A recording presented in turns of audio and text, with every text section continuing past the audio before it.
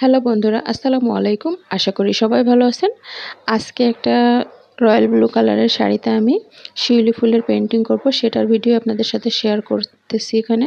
তো দেখুন, আমি পাতাগুলো যেভাবে দিয়েছি সেটার পাতার শেপটা আমি প্রথমে দিয়ে নিচ্ছি, তারপরে আমি এই পাতাগুলো ভরাট করে নিব। তো পাতাগুলো একটু কম বেশি হলেও সেটা যখন আমি ভরাট করে নিব সেই সময় কিন্তু আমি সাইজটা ঠিক করে নেব। তো পুরাটা শাড়িতে আমি জাস্ট এভাবে পেইন্ট করে নিয়েছি। এখানে জাস্ট আমি একটা ফুলের থোকাটা আপনাদের দেখাচ্ছি, কিভাবে আমি এটা করেছি সেটাই দেখিয়ে দিচ্ছি। আর এভাবেই কিন্তু শাড়িটা পেইন্ট করে নেব। এখন দেখুন, আমি শাড়িটা রংটা দিয়ে ভরাট করে নিচ্ছি। আর এখানে রঙের রেশিও হচ্ছে 2 চামচ হোয়াইট পেস্টের সাথে 1 চামচ বাইন্ডার, 1 চামচ এনকে মিশিয়ে এভাবে আমি সাদা রংটা তৈরি করে নিয়েছি। এবার এই সাদা রঙের মধ্যে সবুজ এবং হলুদ রংটা দিয়ে আমি এই কালারটা তৈরি করে নিয়েছি। সবুজের রং খুবই কম পরিমাণে দিতে হবে, আর হলুদ রংটা একটু বেশি পরিমাণে দিতে হবে।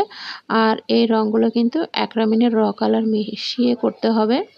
এটা কিন্তু রেডি কালার না, জাস্ট র কালার দিয়ে একটু একটু করে মিলিয়ে রংটা, শাড়িতে যে পরিমাণ রংটা লাগবে, শাড়ির কালারটা ফুটিয়ে ওঠার জন্য সেই পরিমাণ মিলিয়ে রংটা করবেন। কিন্তু অবশ্যই এই রংটা 20 বা 25% বেশি যেন না হয়, সেদিকে কিন্তু খেয়াল রাখতে হবে।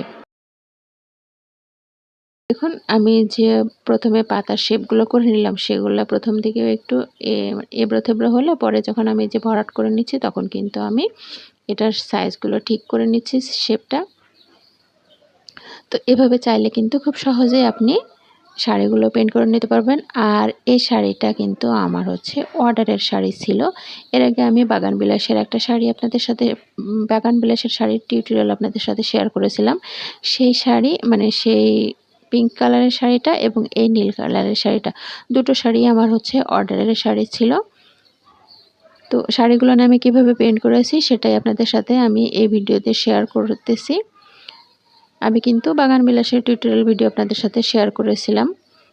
আর এই শিউলি ফুলটা আমি কিভাবে করেছি সেটাও এখন এখানে আপনাদের সাথে শেয়ার করে নিচ্ছি। আপনারাও চাইলে কিন্তু খুব সহজেই এভাবে হ্যান্ড পেইন্টিং শিখে নিজেরাই স্বাবলম্বী হয়ে নিতে পারেন। ঘরে বসেই কিন্তু এই কাজগুলো করা যায়। আর এখানে যে সাদা রংটা দেখতেছেন, প্রথমে যে আমি কেমিক্যাল মিশ্রণ হোয়াইট পেস্ট 2 চামচ, 1 চামচ বাইন্ডার, 1 চামচ এনকে এই রেশিওতে যে সাদা রংটা করে নিলাম, সেই সাদা রংটা এখানে আমি শিউলি ফুল আঁকতে দিয়ে দিচ্ছি। দেখুন, আর কিভাবে আমি ফুলগুলো এঁকে নিচ্ছি একটু খেয়াল করলে কিন্তু দেখতে পাবেন। আমি কিন্তু প্রথমে 5টা টান দিয়ে নিচ্ছি একটু রাউন্ড করে, তারপরে এই যে আবার সেগুলো আমি ভরাট করে নিচ্ছি। আমি যে 8টা পাতা মেবি এখানে আমি করলাম, সে পাতাগুলোর সাইডে উপর দিকে 2টো ডাল দিয়েছি, নিচ দিকে একটা ডাল দিয়েছি, বা দুটো আপনার মানে জায়গা অনুযায়ী যেদিকে ডাল দেওয়া দরকার সেদিকে ডালগুলো দিয়ে নেবেন। 2টো পাতা হোক বা 4টা পাতা দিয়ে এরকমভাবে ডাল দিয়ে নেবেন। তো এখানে আমার স্পেস অনুযায়ী আমি 2টো করে ডাল দিয়েছি, কোথাও আমি 4টা করেও দিয়েছি। এরকমভাবে আমি শাড়িগুলো পেন্টিংগুলো করেছি। তো একদমই কিন্তু ইজি। আমি দেখুন, উপরের দিকের এই যে ডালটা দিয়েছিলাম সেই ডালটাও কিন্তু 2 দিকে ছড়ানো ছিল, এবং সেখানে আমি 3টা করে মোট 6টা ফুল ইউজ করেছি। এই যে পাশের ফুলটা একটু খেয়াল করলেই কিন্তু দেখতে পাবেন আমি কিভাবে এই যে শাড়িটা করতেছি, ফুলগুলো এঁকে নিচ্ছি। খুবই সিম্পল। আর এই জায়গাতে কিন্তু তুলিটা একটু চিকন তুলি ব্যবহার করবেন। 3 নাম্বার তুলি ব্যবহার করলে কিন্তু খুব সহজে সুন্দরভাবে কাজটা করতে সুবিধা হবে। আর এখন সি গ্রিন সবুজ কালার যেটা, সেই কালারটা দিয়ে আমি এখন পাতার শিরাটা দিয়ে নিচ্ছি। আর এইখানে আমি কিন্তু এই যে এখন যে সবুজটা ব্যবহার করতেছি, এই সবুজ কিন্তু এখানে হোয়াইট পেস্ট নেই। এটা ট্রান্সপারেন্ট পদ্ধতিতে, 1 চামচ বাইন্ডার, 1 চামচ এনকে, এর সাথে 50% মতো সবুজ রং এবং নীল রং মিলিয়ে এই কালারটা করেছি আমি। কিছুটা সি গ্রিন টাইপের কালারটা হবে। আর এই কালারটা দিয়ে আমি সবগুলো পাতার মধ্যে শিরাগুলো দিয়ে দিচ্ছি। খুবই সিম্পল। আর একটু খেয়াল করবেন, এটাও কিন্তু আমি চিকন তুলি দিয়ে করতেছি। আসলে বেশি বড় কাজ করতে গেলে কিন্তু বড় তুলির দরকার হয়, আবার ছোট কাজ চিকন কাজ করতে গেলে কিন্তু চিকন তুলি দিয়েই করতে হয়। তো তুলিটা কিন্তু বেশ ম্যাটার করে, মানে যে কোনো হ্যান্ড পেইন্টিংয়ের কাজটা সুন্দরভাবে ফুটিয়ে তোলার জন্য। আমার এই শাড়িটা আয়রন করে নেওয়া হয়নি, যার কারণে এই সাইডটা একটু কুঁচকানো, তবে আমি পেইন্টিং করার সময় অনেক সাবধানে করেছি, একটু হাত দিয়ে টান টান করে ধরে করেছি। আর এই যে দেখুন, এখন এই যে পাতাগুলো ভরাট করে নিয়েছিলাম, ঠিক পাতার মাঝে মাঝে এখন আমি হচ্ছে অনেকগুলো ফুল এখানে শিউলি ফুল এঁকে নিচ্ছি। একটু খেয়াল করবেন, আমি কিন্তু প্রতিটা ফুলেই হচ্ছে প্রথমে আগে 5টা করে টান দিয়ে নিচ্ছি একটু রাউন্ড করে, তারপর সেটার মাথায় মাথায় একটু করে আবার হচ্ছে রং দিয়ে দিলেই কিন্তু সুন্দর একটা শিউলি ফুলের শেপ চলে আসতেছে। ভিডিও স্লো করতে গেলেও অনেক বড় হয়ে যায়, অনেক বড় ভিডিও কাটছাট করে ফাস্ট করে মানে অল্প মিনিটের মধ্যে নিয়ে আসতে হয়, কারণ খুব বেশি বড় ভিডিও করলে এত লং টাইম ভিডিও আপনারা দেখবেন না। আবার হচ্ছে ফুলের মানে ডিজাইনটাও একটু বোঝানোর জন্য আমাদের হচ্ছে ভিডিওটাকে একটু ফাস্ট করতে হয়। তারপরেও যদি আপনাদের ভিডিওতে কোথাও কোনো সমস্যা হয় অবশ্যই আমাকে কমেন্ট বক্সে জানাবেন।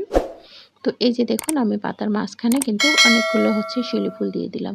এখন আমি এই যে পাতার সাইডে কিছু হচ্ছে আবারও হচ্ছে কলি টাইপের কিছু দিয়ে দিব, কিছু আবার মানে 2-একটা আবার ফুল অ্যাড করে দিচ্ছি। এক মানে খুবই মানে সহজ কাজ, জাস্ট একটু খেয়াল করলেই কিন্তু আপনারা খুব সহজেই এই কাজগুলো করে নিতে পারবেন।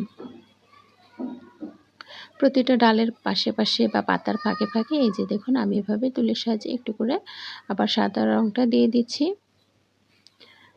জাস্ট কলিটা যেরকম হয় না, ঠিক ওইরকমভাবে আমি কিন্তু এই সাদা রঙটা দিয়ে দিচ্ছি।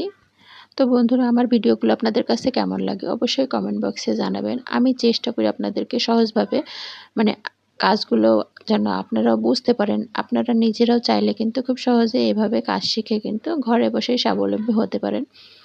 আসলে টাকা পয়সা যদি নিজে থেকে আপনি যদি ঘরে বসে থাকেন, হাসব্যান্ডের উপর নির্ভরশীল না হয়ে যদি নিজেই হচ্ছে কিছু একটা করেন, নিজে অ্যাটলিস্ট আপনার হাত খরচের টাকাও যদি আপনি উপার্জন করতে পারেন, তাহলে কিন্তু অনেকটাই আপনি স্বাবলম্বী হতে পারবেন। আস্তে আস্তে আপনার কাজের নেশাটাও বাড়বে।